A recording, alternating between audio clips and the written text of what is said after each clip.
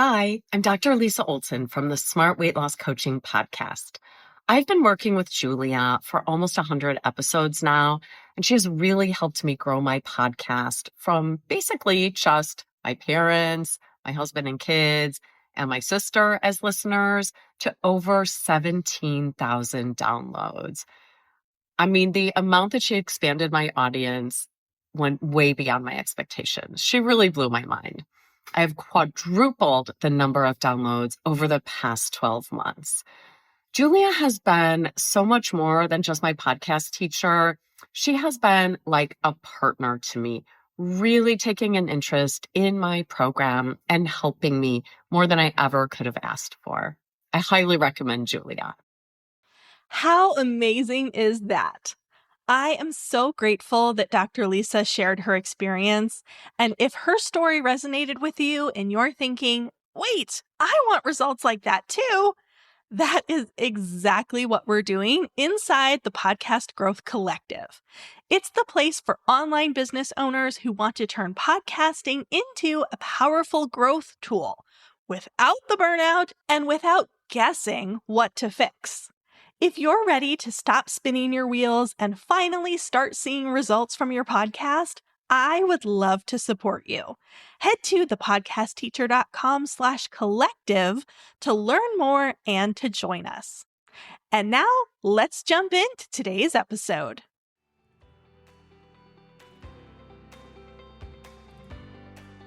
Welcome to Podcasting for Solopreneurs. I'm Julia Levine, aka the Podcast Teacher. As a former elementary school educator turned podcasting solopreneur, I'm here to teach you how to use your podcast to grow your online business. On this show, you'll learn proven strategies to boost your podcast's reach, attract more listeners, and ultimately turn those listeners into clients. Let's get started. Hey, and welcome back. This podcast turns 1 year old this week, and today I'm reflecting on the journey and sharing some things that I wish I knew before I started. Podcasting can be challenging, and I've struggled in a few areas over the past year. Maybe you're experiencing similar things. So in today's episode, you'll learn the techniques that I'm using to manage these challenges and that you can too. Before we get into the struggles, I think it's important to take just a moment to celebrate some wins that happened over the past year. This show started out as podcasting for introverts, and as I gained clarity through action, stay tuned, that's an important component of the struggles. As I gained clarity through action, it became podcasting for solopreneurs. I've released 68 episodes, only one of which was a repeat episode, and I only missed releasing an episode once.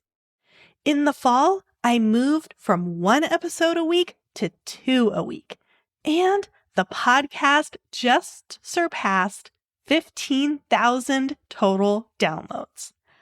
I am so proud of these accomplishments, but it definitely has not been all sunshine and roses. So let's jump into some of the struggles that I've experienced and what I wish I knew before starting my podcast. The first thing that I wish I knew is that imposter syndrome doesn't go away after launching. When getting ready to start the podcast, I was fully anticipating the imposter syndrome to set in, and I was equipped to move through it when it did. Starting and committing to the project is one of the hardest steps. For myself and for so many of the people that I've worked with, simply hitting publish on the podcast is a huge achievement because of the mental battle that it took to get there. It's normal to experience thoughts like, why should I start a podcast when there's already so many in my industry? I can't compare to so-and-so. Their show is amazing. These thoughts are totally normal when you're thinking about starting, and it can be a really big hurdle to overcome. I knew it, I experienced it, and I overcame it. What I didn't expect was that it would continue to creep in from time to time after I started. I had viewed it as kind of a one and done. Check, overcame imposter syndrome and actually started my podcast. Woohoo! Nope. It's an ongoing challenge. At least it is for me. Sometimes I'm not thrilled with the way an episode turns out or the stats that I'm seeing, and I start questioning if I should even be doing this. There are people out there who are more experienced and more knowledgeable than me. Maybe I shouldn't bother. Perfectionism really plays into this for me personally. I am a huge perfectionist and I hold myself to really high standards, and I'm my own worst critic. That's an entire episode for another day. But the point is that I didn't expect the journey to be this hard mentally. I wish I knew to expect the imposter syndrome to continue after getting past the launch. In case you're facing something similar, here are some techniques that I'm using to manage it. First and foremost, I minimize the content that I consume from others in my field. There are a ton of people out there doing great things in the podcasting world, and consuming their content is kind of like rolling out the red carpet and inviting comparisonitis and imposter syndrome in. I'll admit that this can sometimes be challenging, as I'm always interested in learning new techniques and staying informed about the latest trends, so it's a balance. When I'm feeling pretty good, I spend time learning from my colleagues who are leaders in the industry. When the imposter syndrome is hitting particularly hard, I table my continuing education for another day. The other thing that I do is remind myself of things I've accomplished. I read testimonials that I've received, reviews for this podcast. I go in and look at the achievements in my Buzzsprout stats. My husband and my biz bestie are also good at noticing when I'm feeling a bit discouraged, and they give me pep talks that always get me feeling a bit better.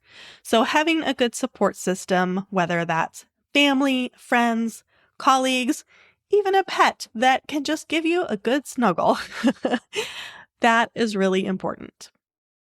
Okay, moving on. The second thing that I wish I knew before starting my podcast is that there's always more to learn, and best practices are constantly changing. And sometimes that knowledge is a distraction. So I've always loved learning. I mean, my first career was as an elementary school teacher. You don't get much closer to a passion for learning than that. So it's not surprising that I love to take courses and participate in memberships and read newsletters and go to conferences. Seriously, it could be my full-time job to literally just learn new things. But the more time I spend learning, the less time I spend doing. And that balance can get really out of whack, and I get very little actually accomplished. To give you an example, I literally spent the past 2 days learning all about Pinterest strategy because I want to start marketing my podcast on Pinterest. I learned the basics, but then instead of implementing that knowledge and doing things, creating pins for different episodes, I chose to keep learning. And I went down the deep rabbit hole of Pinterest, SEO, and other strategies. Guess how many pins I've created over the past 2 days? Only 1. So a lot of learning, a lot of learning, not a lot of doing. That's not so great.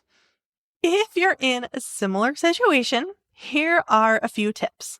And as is evident by the Pinterest example that I just gave, I am still working on this. So I don't claim to have it all figured out, but I have gotten better at it over the past year. And so I want to share some things that are working for me that might work for you.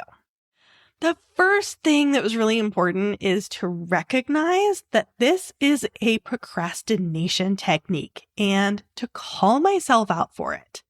This relates to the imposter syndrome struggle that I just talked about a few minutes ago, because when I'm experiencing that mindset of I'm not good enough, I want to avoid anything that may deepen that feeling. I experience fear around taking action. I'm afraid of failure and putting myself out there. So I spend my time learning so that I don't have to do the hard things that I may or may not, quote unquote, fail at.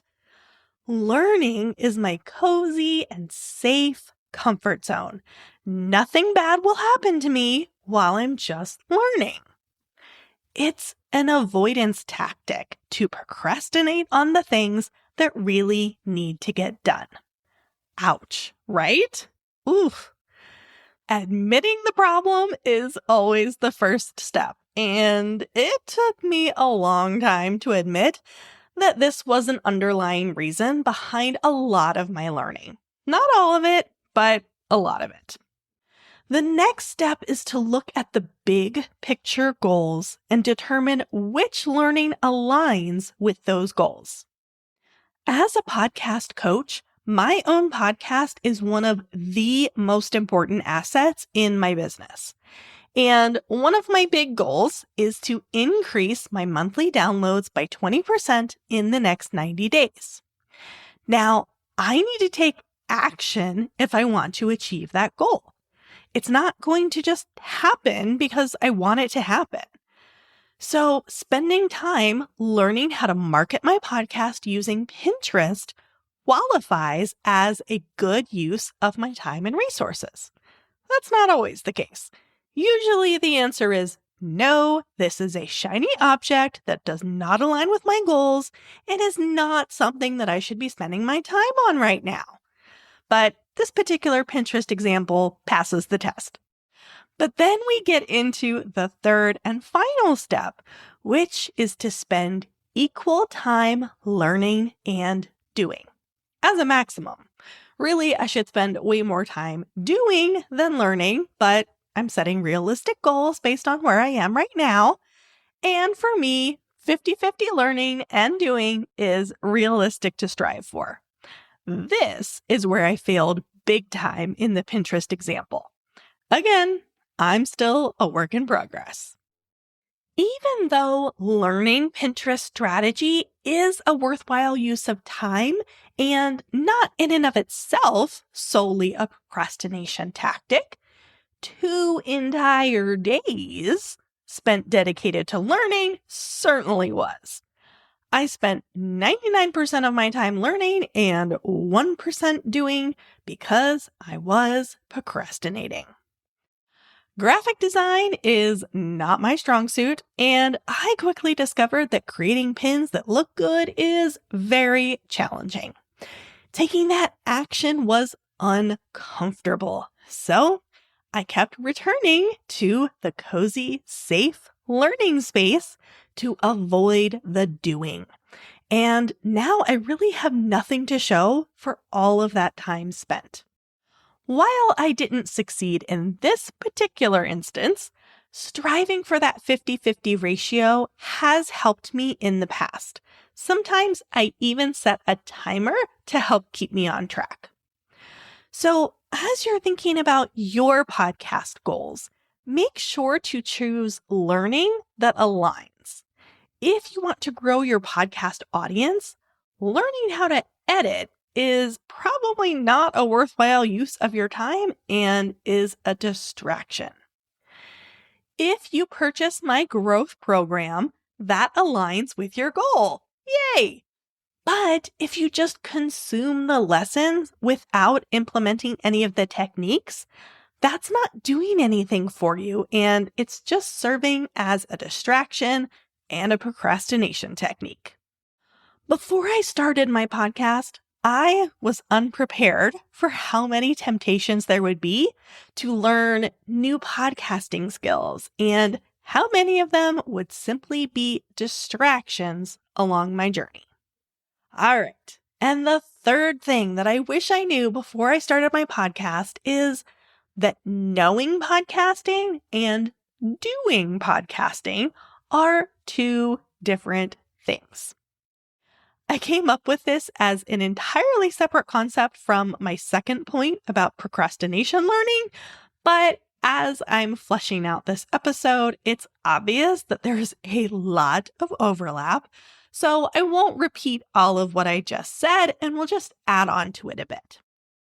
The bottom line is that there's no substitute for doing the work.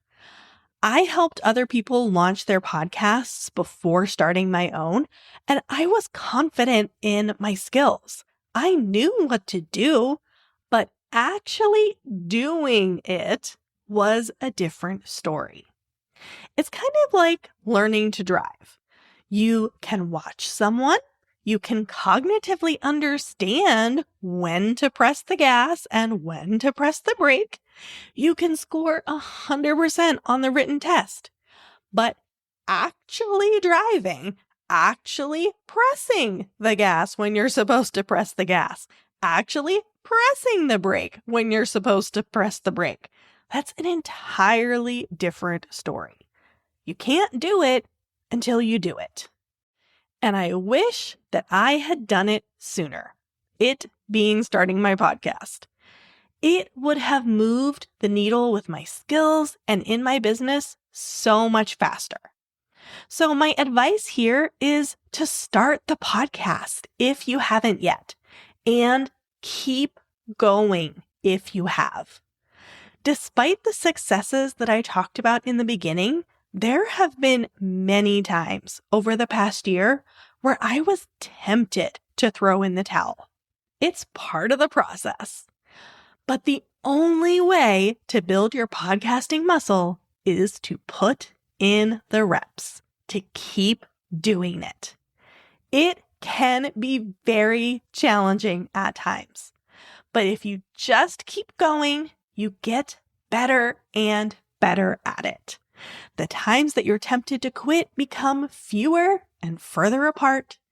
You get faster, you get more efficient, the process gets easier, and before you know it, you've hit the 1-year mark and are sailing right past it. Until next time, happy podcasting. You've got this.